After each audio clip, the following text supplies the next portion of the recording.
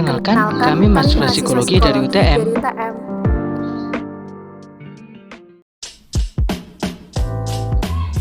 Hai, saya Rizky. Hai, saya Hatta. Hai, saya Jeffrey. Halo, saya Rewita. Hai, saya Arya. Hai, saya Arini. Hai, saya Anis. Hai, saya Sekar.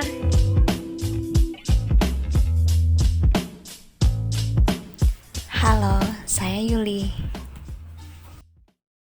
Corona Shock, paranoid akibat fenomena framing proteksi diri di kala pandemi COVID-19.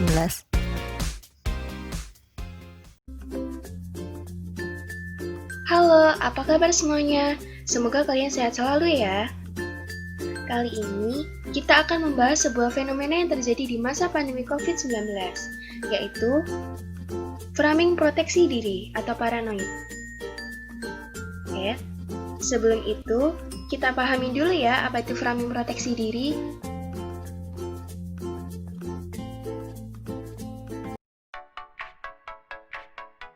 Paranoid sendiri bisa membuat orang menggunakan benteng yang tinggi berupa framing proteksi diri.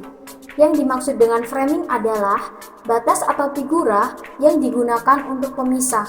Dalam artian ini, framing proteksi diri adalah memisahkan diri dari perkumpulan atau orang-orang banyak di suatu tempat. Fenomena framing proteksi diri kini menjadi semakin mencolok. Fenomena yang membuat rasa saling curiga antar orang yang berpapasan, bertemu, atau hidup bersama menjadi semakin nyata. Ini semua dikarenakan pola pemikiran deduksi dari anggapan umum yang masuk di dalam pemikiran setiap individu menjadi sebuah konstruksi, yaitu pemikiran individu untuk menjaga diri atau tidak tertular oleh virus tersebut. Namun, yang menjadi permasalahan adalah jika melakukan framing proteksi diri secara berlebihan, maka bisa menimbulkan gejala awal dari paranoid itu sendiri. Efek paranoid ini diantaranya adalah perasaan curiga dan rasa takut yang berlebihan terhadap satu hal. Kondisi ini membuat seseorang merasa tidak aman dan percaya bahwa lingkungan sekitar terlalu berbahaya. Gejala efek paranoid banyak ditemukan di tengah maraknya pemberitaan seputar penyebaran virus corona. Setidaknya ada beberapa perilaku yang mengarah pada rasa takut berlebihan akibat corona, terutama di Indonesia. Ditemukannya corona di Indonesia kemudian membuat masyarakat panik dan melakukan hal-hal inklusif untuk melindungi diri serta mencegah tertular virus penyakit ini. Sayangnya, hal-hal yang banyak dilakukan malah mengarah pada efek paranoid, bahkan terkesan berlebihan. Sejak awal penyebaran virus corona hingga pengumuman kasus pertama di Indonesia, ada berbagai aksi yang bisa jadi mengarah pada efek paranoid. Di antaranya, yang pertama, memborong masker segera setelah kasus corona pertama kali ditemukan di Indonesia. Masker pelindung sulit ditemukan di pasaran. Hal itu terjadi karena banyak orang yang memborong masker karena percaya bahwa virus corona bisa menular dengan mudah melalui udara. Faktanya, virus corona memang menyerang sistem pernapasan, tapi penyebarannya di udara tidak semudah itu. Virus corona atau COVID-19 disebut lebih beresiko menyerang jika ada kontak langsung dengan orang yang sebelumnya sudah terinfeksi. Penggunaan masker memang disarankan untuk mencegah penularan penyakit. Resiko penularan virus menjadi lebih kecil selama seseorang memiliki sistem imunitas yang baik, menjaga kebersihan, dan menghindari kontak langsung dengan pengidap. Yang kedua, panic buying.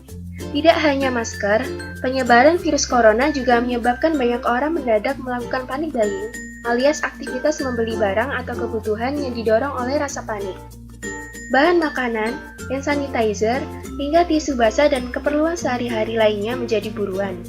Alasannya, penyebaran kasus corona dikhawatirkan akan membuat harga pasaran melambung. Dampaknya buruk. penyebaran bahan makanan dan kebutuhan lainnya menjadi tidak merata, dan beberapa golongan orang mungkin kesulitan dibuatnya. Menghakimi penyakit. Oleh karena rasa takut yang berlebihan, banyak orang yang menjadi lebih mudah menghakimi suatu penyakit. Terutama setiap melihat atau bertemu orang yang bersin atau menunjukkan gejala mirip COVID-19. Padahal bisa jadi orang tersebut hanya mengidap flu ringan atau penyakit lainnya. Sebenarnya kewaspadaan seperti ini adalah hal yang bagus, tetapi sebaiknya disertai dengan tindakan nyata. Jika mengalami gejala sakit atau mengetahui orang yang menunjukkan gejala COVID-19 ini, segeralah lakukan pemeriksaan ke rumah sakit. Yang keempat yaitu stres. Karena merasa panik dan berada dalam bahaya, mungkin banyak orang yang pada akhirnya menjadi stres karena virus corona. Maka dari itu, sangat penting untuk selalu mengelola stres dan mengetahui cara menangani rasa tertekan yang muncul. Stres berlebihan malah bisa menyebabkan sistem pertahanan tubuh menjadi lemah dan mudah terserang virus penyebab penyakit. Lalu, bagaimana dari sisi penderita COVID-19? Apakah ada dampak psikologis yang bisa membuat dia merasa paranoid? Mereka sangat mungkin terserang depresi, kecemasan, dan gangguan stres pasca trauma. Di Indonesia, kondisi itu diperparah dengan stigma terhadap penyintas dan tenaga kesehatan, di mana seorang penyintas bahkan keluarganya dijauhi atau bahkan mendapat stigma negatif dari masyarakat.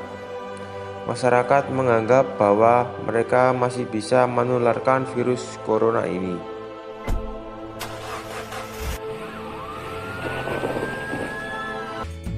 Nah guys, ada beberapa tips agar kalian bisa terhindar dari paranoid akibat pandemi ini. Yuk kita bahas satu persatu. Ada beberapa langkah untuk meminimalisir kecemasan yang mempengaruhi kondisi mental di saat wabah saat ini. Yang pertama, kurangi paparan berita tentang COVID-19 dan sebisa mungkin akses sumber berita terpercaya dan memperbanyak akses ke berita positif. Misalnya, membaca kisah orang yang pulih atau gerakan dukungan kepada pasien COVID.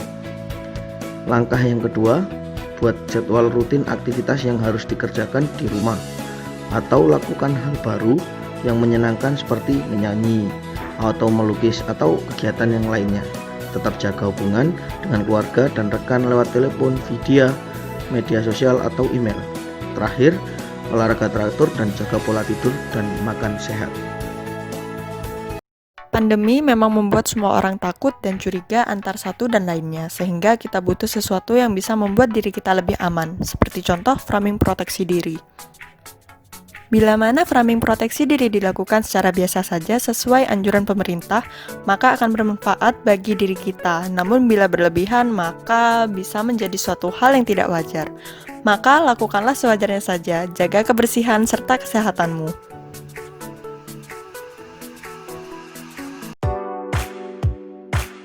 Apa aja sih hikmah atau hal positif yang kalian dapat selama masa pandemi COVID-19 ini? Yuk ceritakan kisah kalian di kolom komentar.